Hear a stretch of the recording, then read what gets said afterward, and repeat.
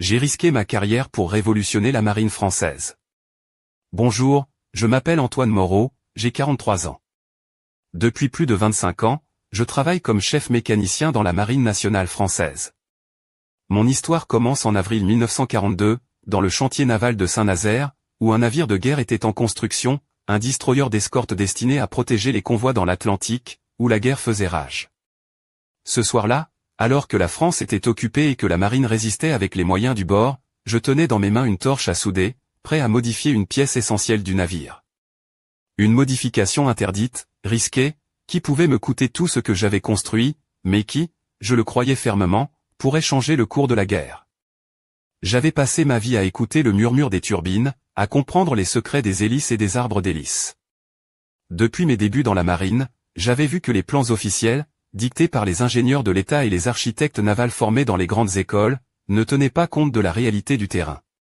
Ces plans imposaient des supports d'arbres d'hélice qui, selon moi, généraient un tourbillon inutile, ralentissant les navires et gaspillant du carburant. J'avais essayé d'alerter mes supérieurs, de soumettre des propositions, mais on m'avait toujours répondu que les plans étaient immuables, que rien ne pouvait changer ce que les experts avaient décidé.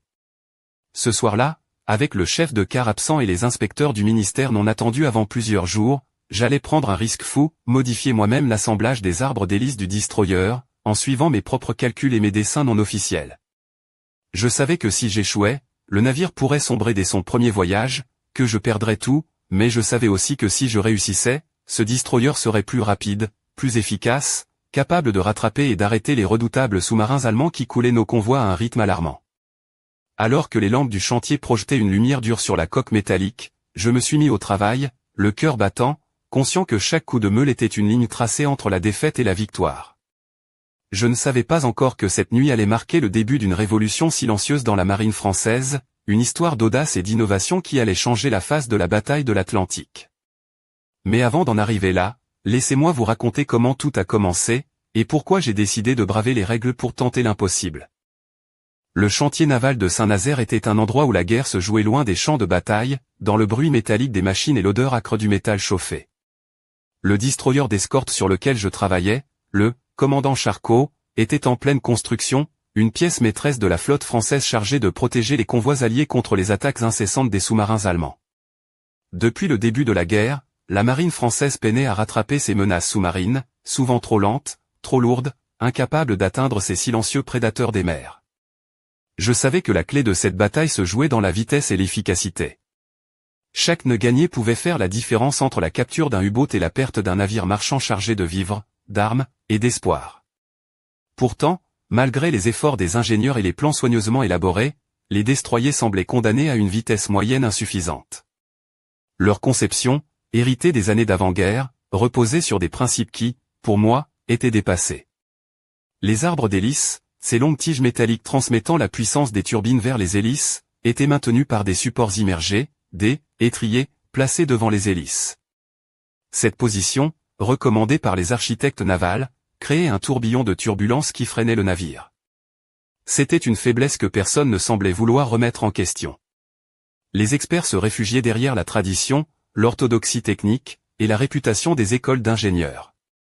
Mais après 25 ans à entretenir les machines, à écouter le son des turbines et des hélices, j'étais convaincu que cette conception faisait perdre au moins 10% de la vitesse potentielle de nos navires. J'avais passé des années à dessiner, à calculer, à construire des maquettes expérimentales en cachette, dans les bassins de test du chantier, la nuit, lorsque personne ne regardait. Mes observations confirmaient mes hypothèses, en repositionnant ces étriers et en modifiant leur forme, on pouvait réduire drastiquement la turbulence, augmenter la vitesse, économiser du carburant, et réduire la fatigue mécanique des pièces. Mais chaque proposition que j'avais soumise au bureau des constructions navales avait été rejetée, souvent sans même un examen sérieux. Ce rejet systématique m'a poussé à la décision la plus audacieuse de ma vie, agir dans l'ombre, sans autorisation, en modifiant directement le commandant Charcot. J'étais conscient du risque, si l'échec se produisait, je serais responsable, mais si cette innovation fonctionnait, elle pourrait offrir un avantage stratégique décisif à la marine française dans cette guerre cruciale. C'est ainsi, avec une détermination mêlée d'appréhension, que je me suis préparé à cette nuit où je défierais les ordres et les conventions. Les semaines précédant cette nuit fatidique, j'avais observé chaque détail de l'avancement du commandant Charcot dans le chantier naval de Saint-Nazaire.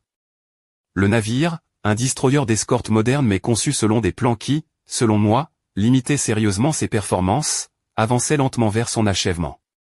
Chaque matin, je voyais les ouvriers s'affairer, les soudeurs, les charpentiers de marine, les mécaniciens comme moi, œuvrer dans une symphonie de bruit et de poussière d'acier. J'étais chargé de superviser l'entretien et l'installation des turbines, mais mon esprit était ailleurs, préoccupé par la modification secrète que j'allais réaliser. Le bureau des constructions navales, basé à Paris, avait rejeté mes propositions en 2 occasions, en 1938 et en 1941. Il considérait mes idées comme une fantaisie d'un simple mécanicien, un homme sans diplôme d'ingénieur, incapable de comprendre la complexité des calculs et des normes en vigueur. Pourtant, je savais que mon expérience sur le terrain valait plus que leurs théories abstraites. J'avais passé des années à écouter le chant des hélices, à sentir les vibrations et à analyser les turbulences qui ralentissaient nos navires. Les circonstances de la guerre rendaient la situation encore plus urgente.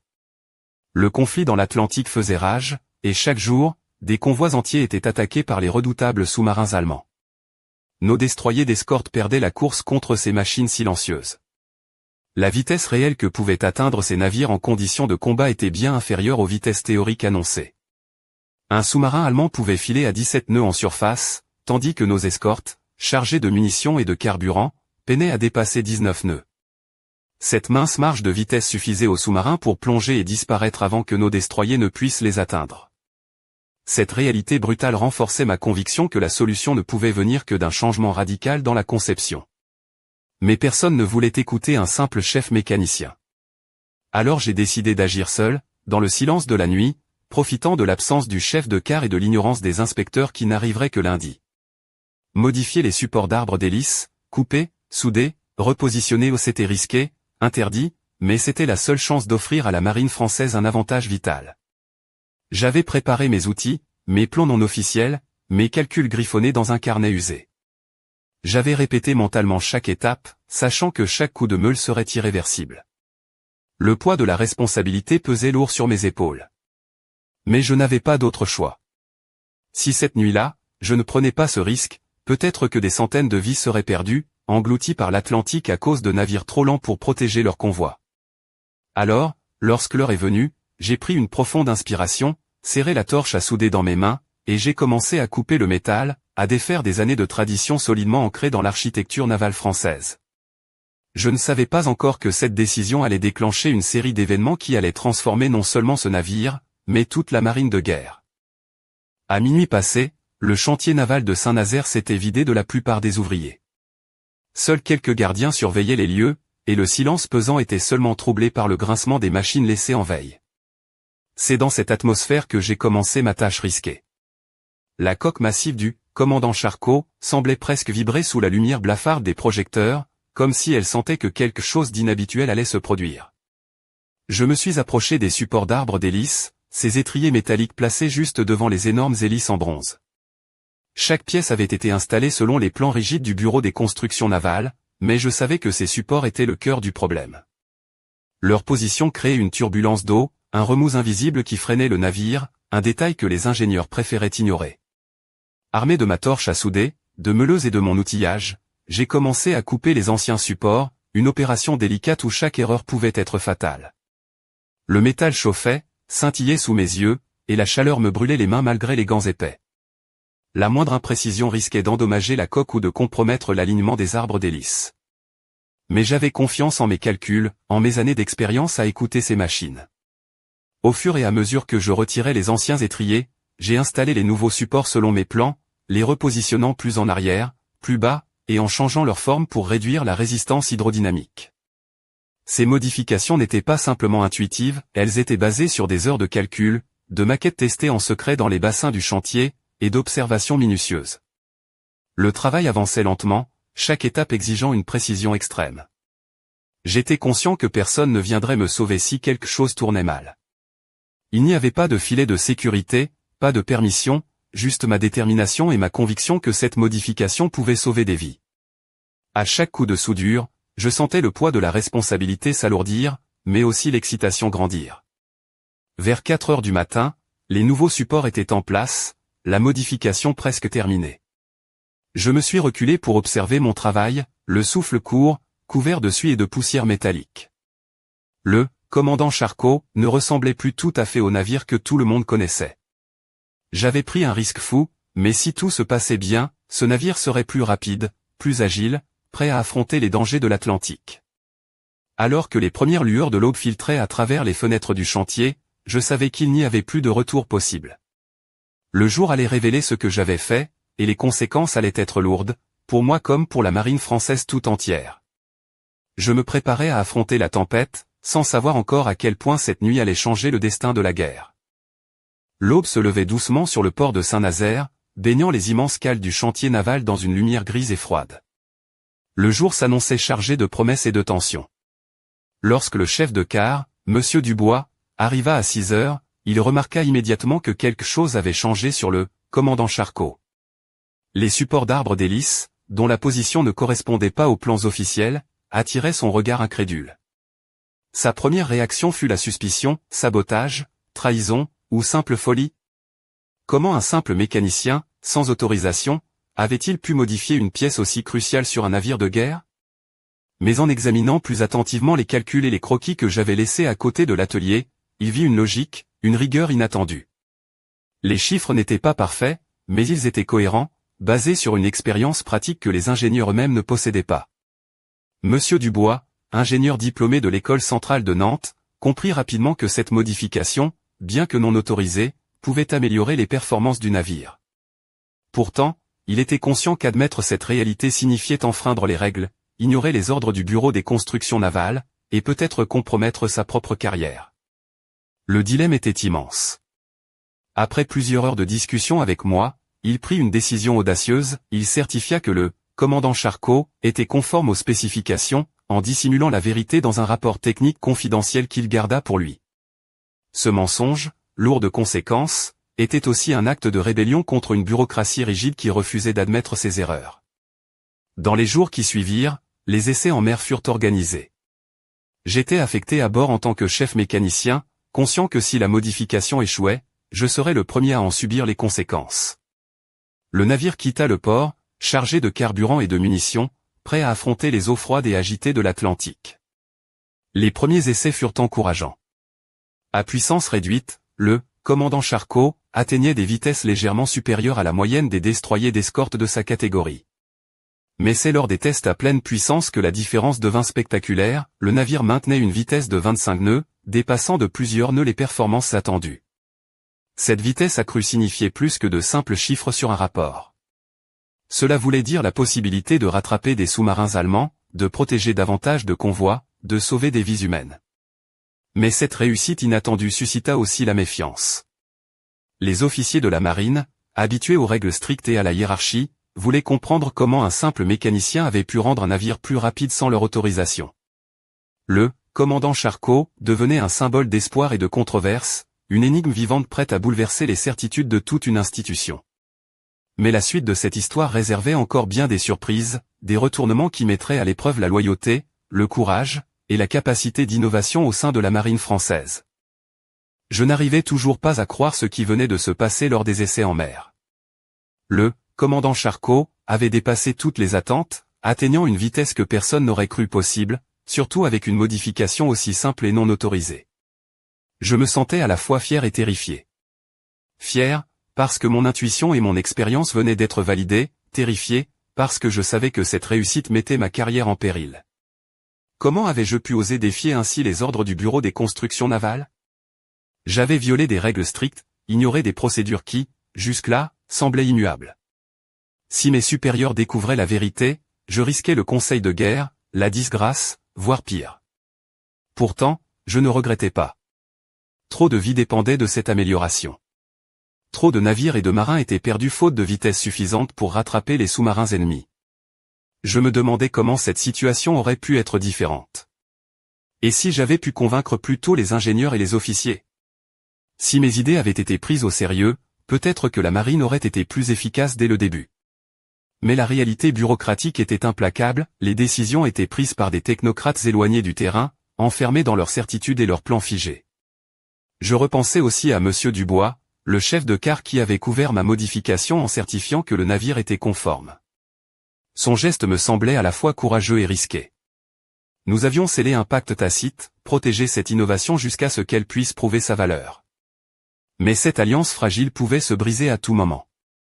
En moi, une lutte intense se déroulait entre mon devoir envers la marine et ma peur des conséquences personnelles. Je savais que le moindre échec en mer, le moindre problème technique, serait utilisé contre moi. Pourtant, je ne pouvais me résoudre à revenir en arrière, à défaire ce que j'avais accompli. Cette nuit-là, seul dans ma cabine à bord du commandant Charcot, j'ai réalisé que cette modification allait au-delà d'un simple ajustement technique, c'était un acte de rébellion, un défi lancé à une institution qui refusait d'évoluer. Et si cette rébellion réussissait, elle pourrait ouvrir la voie à une nouvelle ère d'innovation dans la marine française. Mais à quel prix? Le poids de cette responsabilité était lourd, et l'avenir incertain. Ce n'était que le début d'une bataille bien plus grande, une bataille entre tradition et progrès, entre peur et audace.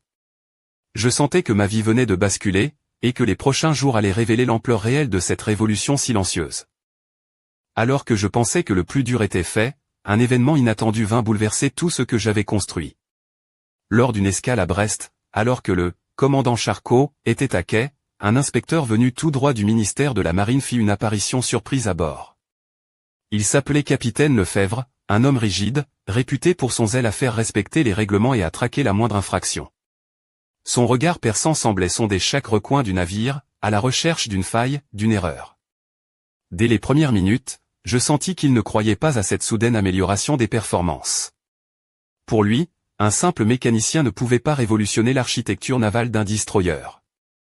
Il ordonna une inspection approfondie des arbres d'hélice, scrutant chaque soudure, chaque support, chaque détail. Je compris immédiatement que cette visite allait révéler la modification non autorisée. Mais ce que je ne savais pas, c'est que capitaine Lefebvre avait une idée bien plus complexe en tête. Plutôt que de me dénoncer directement, il décida de faire appel à un comité d'experts de l'Académie navale, un groupe d'ingénieurs et d'officiers chargés d'évaluer la conformité technique du navire. Leurs conclusions détermineront non seulement le sort du commandant Charcot, mais aussi le mien. Pendant plusieurs jours, le navire fut soumis à des examens rigoureux. Les experts analysaient les plans, les dessins originaux, et les modifications visibles. Ils comparaient les mesures, les performances en mer, et les calculs. La tension à bord était palpable. Chaque regard semblait peser lourd, chaque silence était chargé d'attente. Puis vint la première réunion du comité. Les débats furent vifs, parfois houleux. Certains ingénieurs refusaient d'admettre que l'idée d'un simple mécanicien puisse surpasser des années d'études et de normes officielles. D'autres, plus ouverts, reconnurent que les données étaient troublantes, que la réduction de turbulence était scientifiquement plausible. Ce premier choc entre conservatisme et innovation révélait une fracture profonde au sein même de la marine française. La bataille qui s'engageait n'était plus seulement technique, elle était aussi culturelle, idéologique. Et moi, simple chef mécanicien, j'étais au centre de cette tempête. Je savais que ces débats n'étaient qu'un prélude à une décision capitale.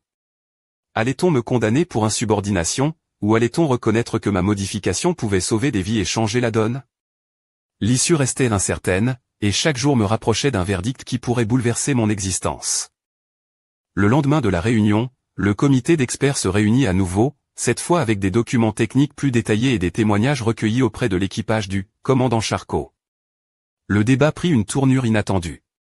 Un jeune ingénieur, nommé Julien Marchand, prit la parole avec une passion rare.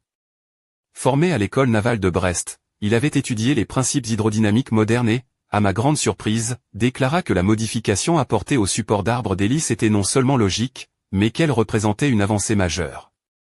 Il expliqua que les turbulences générées par la position traditionnelle des supports étaient un problème bien connu, mais que la solution proposée par un simple mécanicien, fondée sur l'expérience pratique plutôt que sur la théorie pure, avait été injustement négligée. Ce fut une révélation pour beaucoup dans la salle, et soudain, le ton changea. Le scepticisme laissa place à une curiosité prudente. Mais la véritable surprise vint lorsque capitaine Lefebvre, jusque-là inflexible, prit la parole. Il admit que malgré ses doutes initiaux, les résultats des essais en mer et les analyses techniques ne pouvaient être ignorés. Il proposa alors une mesure audacieuse, au lieu de punir ou de censurer cette initiative, il suggéra de lancer un programme d'essais étendu sur plusieurs navires, afin de valider cette modification à plus grande échelle. Cette proposition fit l'effet d'une onde de choc. Certains officiers, attachés aux règles et à la discipline, protestèrent vivement, dénonçant un précédent dangereux qui pourrait encourager d'autres insubordinations. D'autres, en revanche, y virent une occasion unique de moderniser la flotte et de gagner un avantage stratégique crucial dans la bataille contre les sous-marins allemands. Pendant ce temps, au cœur de cette tourmente, je restais en retrait, observant cette lutte entre tradition et progrès. Je savais que cette décision pouvait changer le cours de ma carrière, mais aussi celui de la marine française tout entière. La tension monta d'un cran lorsque le comité décida que j'allais être invité à présenter moi-même mes travaux devant un panel élargi, composé cette fois de hauts responsables du ministère de la Marine. L'enjeu était immense. Cette audience allait déterminer si mon travail serait reconnu comme une contribution précieuse ou réduit à un simple acte d'insubordination passible de sanctions sévères. Je sentais le poids du regard de tous mes collègues, des officiers, et même des marins anonymes qui comptaient sur cette innovation pour survivre. Le moment de vérité approchait, et je savais que je devais me préparer à défendre non seulement une modification technique, mais aussi une idée que beaucoup refusaient encore d'accepter, que l'expérience et le courage pouvaient parfois surpasser la théorie et la hiérarchie. Le jour de l'audience arriva enfin, et je me retrouvai face à une assemblée impressionnante, réunissant les plus hauts responsables du ministère de la Marine, des ingénieurs prestigieux et des officiers influents. La salle, austère et solennelle, résonnait des murmures et des regards curieux, voire méfiants. Je savais que ce moment serait décisif, non seulement pour mon avenir personnel, mais pour toute la marine française. Je pris place devant le pupitre, mes mains légèrement moites, le cœur battant à tout rompre. Mais dès les premières minutes, une force nouvelle m'envahit, la conviction que ce que j'allais dire pouvait changer le destin de milliers d'hommes en mer. Je déroulai mes plans, expliquai mes calculs, décrivis les tests réalisés dans le secret du chantier naval et les résultats stupéfiants des essais en mer. Je détaillai comment la reposition des étriers d'arbres d'hélice réduisait la turbulence de près de 80%, augmentant ainsi la vitesse maximale du navire de 2 à 3 nœuds et améliorant l'efficacité énergétique de près de 10%.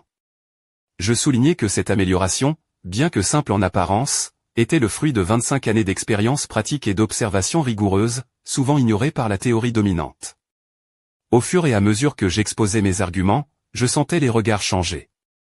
Certains fronçaient les sourcils, d'autres hochaient la tête, intrigués.